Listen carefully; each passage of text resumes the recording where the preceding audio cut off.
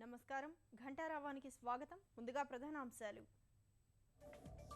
విశాఖలో 8 ఐటీ కంపెనీలు ప్రారంభించిన సీఎం రాష్ట్రం ఉద్యోగాల కేంద్రం కావాలని ఆకాంక్ష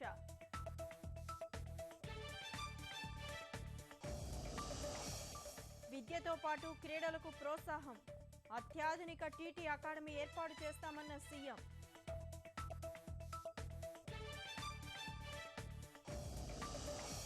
నష్టాల బారిన విశాఖ స్టీల్ ప్లాంట్ ప్రపంచవ్యాప్తంగా డిమాండ్ తగ్గడమే కారణమంటున్న నిపుణులు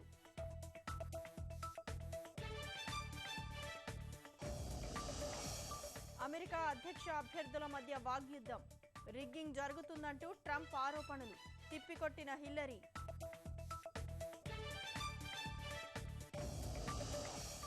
విజయనగరం సాంస్కృతిక గ్రంథాల ప్రదర్శన వారసత్వ సంపదపై విద్యార్థులకు అవగాహన